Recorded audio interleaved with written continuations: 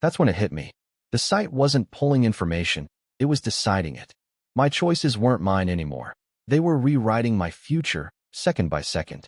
Another link appeared at the bottom of the screen, deeper truth. My hand twitched toward the mouse before I caught myself, heart pounding. I didn't click. I couldn't. I slammed the laptop shut, desperate to cut it off, to silence the screeching, the faces, the words. But it was already too late. For a moment, after the laptop snapped shut, I thought I'd won. The silence felt heavy, almost peaceful. But then the email started. Blank subject lines, empty bodies, sent from addresses that didn't exist. Dozens at first, then hundreds, flooding my inbox every hour. When I tried to delete them, they reappeared instantly, like the messages were rewriting themselves faster than I could erase them. That was just the beginning.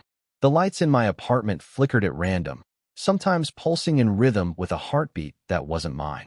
I stopped sleeping after I woke to whispers curling at the edges of my dreams, soft at first, then clearer, repeating my name over and over. I searched for answers, desperate. Buried in obscure forums, I found fragments of stories, half-finished posts from users who claimed they'd seen the same site. None of them had updated in years. Their accounts ended abruptly, like someone had cut the thread mid-sentence. Now every reflection feels wrong. Windows, mirrors, even the dark screen of my phone, they don't show me anymore. They show something waiting behind me, smiling with teeth that look too sharp to belong. My apartment doesn't feel like mine, my devices don't obey me, and I can't tell if I'm being stalked by people or by whatever that site really was. And that brings me to now, typing this before something finds me. If you've seen that site, tell me. Please, leave a comment, send a message, anything. My apartment number, the name of my old dog, even the color of the hoodie I was wearing right then. Each line hit harder than the last, like a fist to the ribs. Ryan messaged me on Discord at the same time. Dude, what the hell are you doing? That site's not a game. I typed back into the chat. What do you want? The answer appeared before I could blink. Obedience. You're part of us now. That's when the interface shifted, revealing rows of usernames. Hundreds, maybe thousands. Some were active, typing things in languages I didn't recognize. Others were just silent, their icons gray, but still present, still watching. This wasn't some lone hacker screwing with me. This was a network. A cult, maybe. Something organized, ancient in its reach, hiding beneath the internet we all think we know. And then the feed changed. My screen flickered, the camera light on my laptop blinked green. And then I saw my own reflection on their feed. At first, I thought it was just my webcam showing me back at myself, a simple reflection. But the longer I stared, the less it looked like me. My movements weren't in sync. When I lifted my hand, the figure on the screen lifted there's a second too late, like it was mimicking me, not mirroring. Its smile stretched wider than mine ever could. The chat window pulsed again. We've been waiting for you. Then everything erupted at once. Text began flooding the screen, scrolling faster than my eyes could follow. Names, addresses, dates of death that hadn't happened yet. Among them, I saw my own name, time-stamped with tomorrow's date. A piercing screech burst from the speakers, making my vision blur. Images flashed in rapid succession, a hallway I didn't recognize, a hand gripping a knife, a door splintering open. The stench of ozone filled the room, like the air itself was burning. I tried to type, "Stop, what do you want?" But the words I saw appearing weren't mine. The site was typing through me. He accepts. When the screen blinked back to life, the countdown was gone, but in its place were videos. Dozens of them, arranged in a grid. At first, they looked like generic CCTV clips, grainy footage of parking lots, empty streets, hallways that stretched into darkness. But the longer I stared, the more wrong they became. One showed a girl pacing in her bedroom, glancing at the window every few seconds. Another, a man tied to a chair in what looked like a basement, his head slumped forward. Some of the faces I recognized, not personally, but from missing posters I'd seen online, scrolling past headlines I never thought twice about.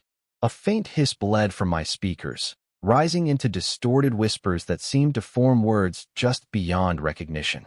My skin prickled with static, like the sound itself was crawling into me.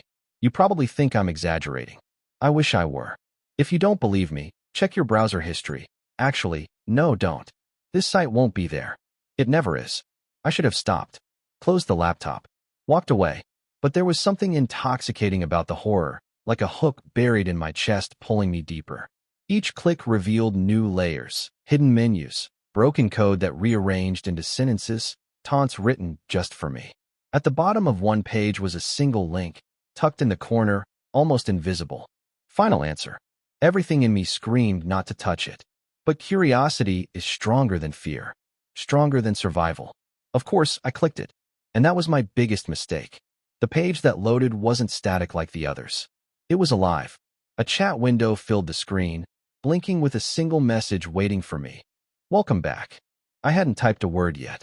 My heart hammered as I laid my hands on the keyboard, finally writing. Who are you? The reply came instantly. You already know. We've been watching.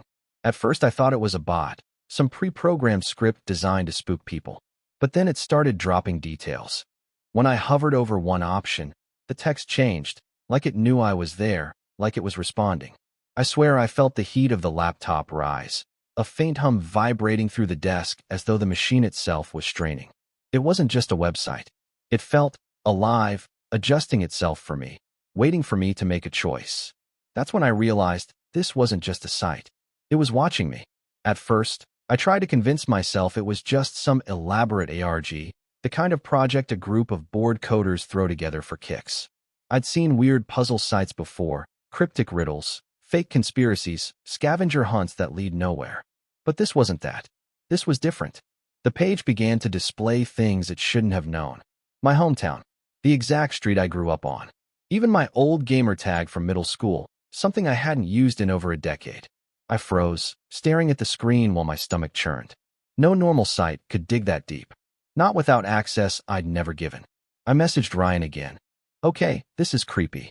It knows my name. His reply came quick. Bro, shut it down. Seriously. Delete your history, restart, whatever. That's not normal. I almost listened. But then new text appeared, as if responding directly to him. Not me. He won't leave. He's been chosen. I didn't type anything.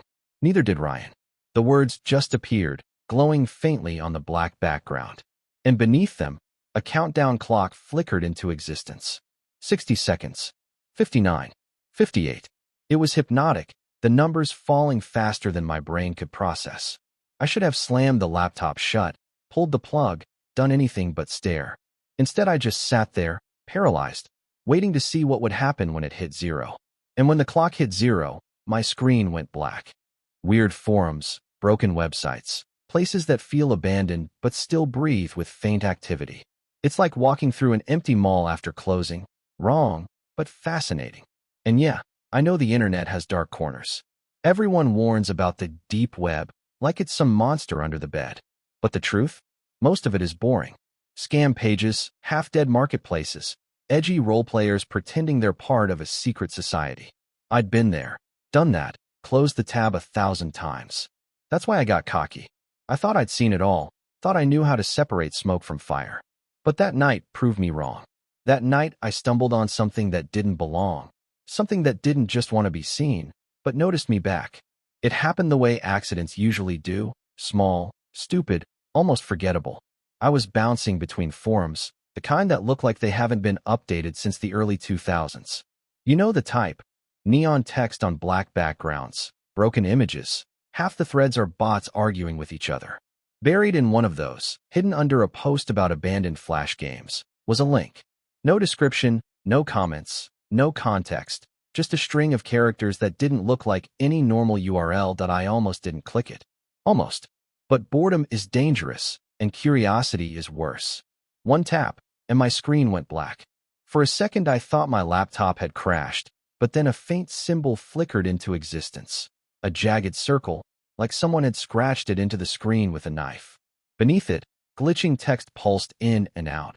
Loading, loading, loading. I messaged my friend, Ryan. Dude, what is this site? It doesn't show up on Google. He shot back. Probably malware. Close it. But I didn't.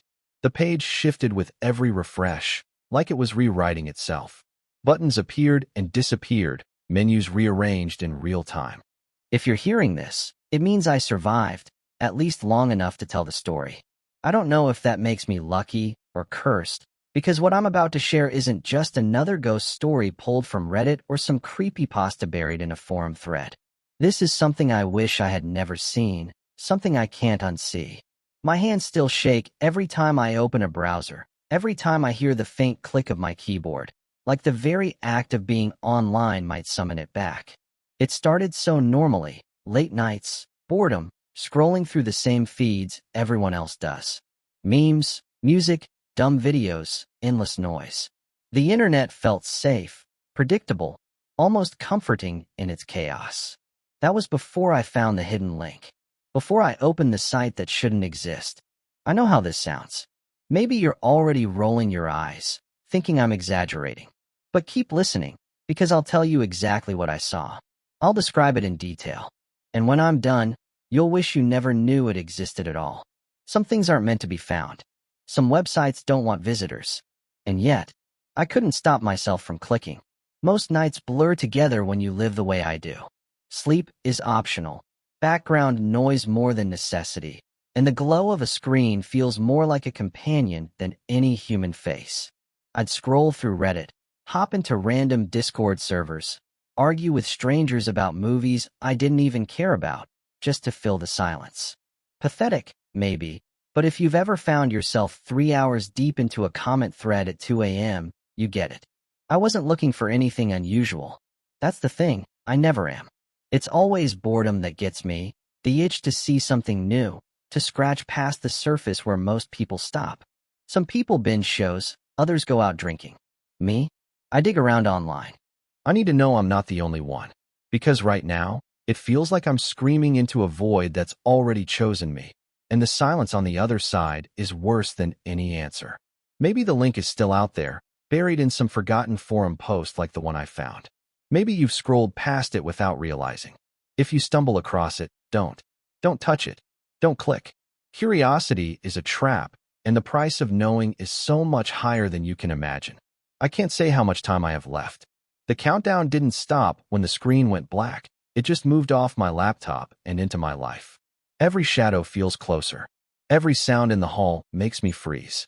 I don't think this ends with me walking away. So take this as a warning. Some knowledge isn't meant to be uncovered. Some doors shouldn't be opened, no matter how inviting they look. Just don't click anything you can't explain. Because once you do, it clicks back.